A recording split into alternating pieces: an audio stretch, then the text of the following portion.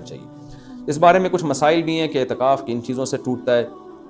پہلی بات تو یہ کہ اگر آپ کا روزہ ٹوٹ گیا تو اعتکاف بھی خود بخود ٹوٹ جائے گا۔ اعتکاف جب بھی ٹوٹے گا تو قضا ایک دن کی ہوتی ہے اس کی۔ جیسے کسی کا اعتکاف ٹوٹ گیا تو وہ اگلے ہی دن مغرب سے پہلے قضا کی نیت کر لے اور یہ نیت کرے کہ میں جو آج اعتکاف ٹوٹا ہے اس کی میں قضا کر رہا ہوں، کیونکہ وہ سنت اعتکاف تو اب اس کا ختم ہو جائے گا، وہ ایک قضا اعتکاف کرے اور پھر آگے نفلی اعتکاف کی نیت سے مزید دن اگر باقی ہیں تو مسجد میں بیٹھ جائے، تو وہ 24 گھنٹے روزے کے ساتھ قضا اعتکاف کی نیت کر لے گا، یعنی 24 گھنٹے اعتکاف ہوگا اور روزے کے ساتھ، روزہ جو صبح صادق سے غروب آفتاب تک ہوتا ہے۔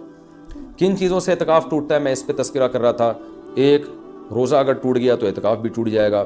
دوسرا، بلا شرعی عذر اگر آپ مسجد سے باہر نکل گئے تو آپ کا اعتکاف ٹوٹ جائے گا۔ شرعی عذر کیا ہے؟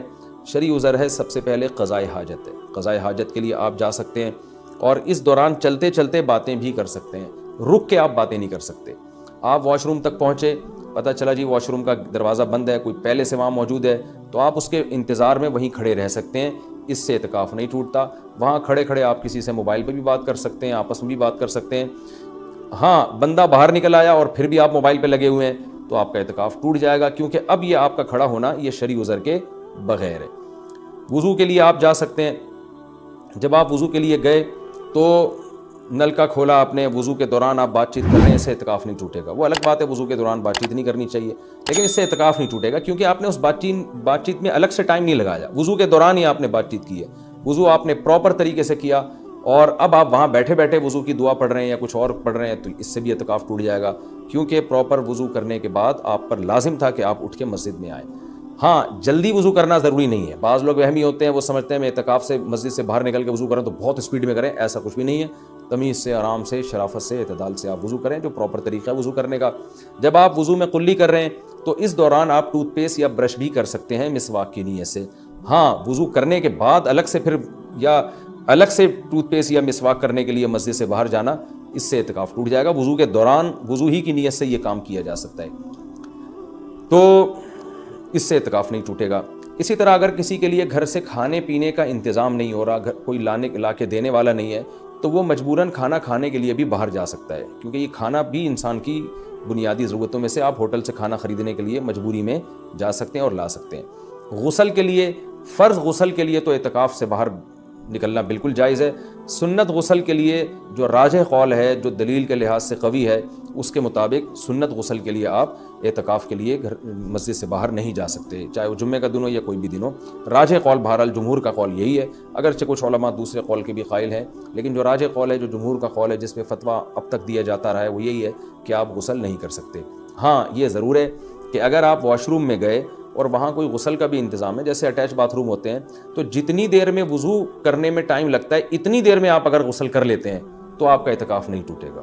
اور ظاہر ہے یہ جب ہی ہوگا جب بغیر صابن کے آپ غسل کریں، جلدی جلدی کپڑے اتار کے بس پانی بہائیں، جتنی دیر میں وضو کرتے ہیں اتنی دیر میں، تو وضو ہی کی نیت سے آپ غسل بھی کر لیں تو پھر اعتکاف نہیں ٹوٹے گا، لیکن اگر آپ نے ٹائم لگا لیا تو ٹوٹ جائے گا۔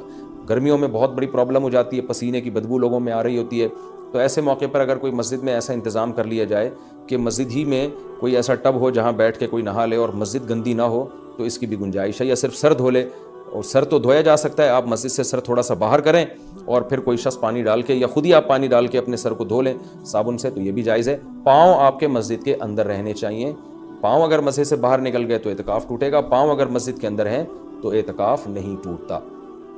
یہ بھی اعتکاف کے کچھ بیسک مسائل تھے۔ اعتکاف کے دوران آپ کسی کے جنازے میں جانے کے لیے مسجد سے باہر جائیں گے، اعتکاف ٹوٹ جائے گا۔ کسی کی عیادت کے لیے مسجد سے باہر نکلیں گے، اعتکاف ٹوٹ جائے گا۔ لوگ کر رہے ہوتے ہیں یہ کام، جی وہ اللہ معاف فرمائے نانی کا انتقال ہو گیا، چاچا کا انتقال ہو گیا تو ہم جا رہے ہیں، تو بھائی نہیں جا سکتے آپ، جس کا بھی انتقال ہو گیا اس کے لیے یہیں بیٹھ کے آپ دعائیں مغفرت کریں، اور ان کا جنازہ اگر وہیں آ جاتا ہے تو مسجد کے اندر بعض جگہوں پہ صفیں بنتی ہیں، جنازہ باہر رکھا جاتا ہے تو ٹھیک ہے، مسجد سے باہر آپ نہیں جا سکتے۔ اسی طرح ایک اور بھی گنجائش ہے کہ اگر کسی کو اعتکاف کے دوران پہلے سے پتہ ہے کہ مجھے کسی ضروری کام سے جانا پڑے گا تو وہ مستثنی بھی کر سکتا ہے، یعنی اعتکاف میں بیٹھنے سے پہلے وہ یہ نیت کر لے کہ فلاں دن اتنے ٹائم تک کا جو وقت ہے میں اعتکاف سے خارج کر رہا ہوں، تو وہ فلاں دن جب آئے گا تو وہ مخصوص ٹائم اس کا اعتکاف میں داخل ہی نہیں ہوگا، تو اس دوران وہ مسجد سے باہر جا سکے گا، اس کا اعتکاف نہیں ٹوٹے گا۔ یا وہ یہ کہہ لے کہ جیسے کسی نے پیپر دینا ہے تو وہ یہ نیت کرے کہ بھائی میں اعتکاف میں تو بیٹھ رہا ہوں لیکن میرا ایم اے اسلامیات کا یا میرا اکنامکس کا پیپر ہے تو میں جب پیپر کا ٹائم ہوگا تو میں جاؤں گا پیپر دینے کے لیے اور پیپر دے کے فوراً واپس آ جاؤں گا. تو پہلے سے جو نیت کر لے گا تو اس میں وہ ٹائم اعتکاف میں داخل ہی نہیں ہوگا اور اس عمل کی وجہ سے اس کا اعتکاف ٹوٹے گا نہیں. البتہ سنت بہرحال یہی ہے کہ پراپر 10 دن تک مسلسل اعتکاف کیا جائے. تو یہ کچھ موٹے موٹے مسائل تھے اعتکاف کے.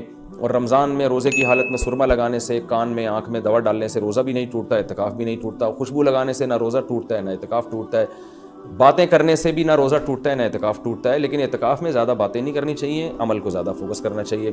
اور اگر کوئی گپ شپ لگاتا بھی ہے اعتکاف میں تو اس سے کچھ نہیں ہوتا, لیکن اعتدال سے مسجد کے آداب کا خیال کرتے ہوئے. تو اعتدال سے اگر کوئی مسجد میں رہے اور مسجد کے آداب کا خیال کر کے بات چیت بھی اعتکاف کے دوران کرتا ہے تو یہ ناجائز عمل نہیں ہے. ایک بات جو آخری بات, اعتکاف میں موبائل کا استعمال کم کریں اور اس کو مثبت ایکٹیویٹیز کے لیے محدود کر دیں.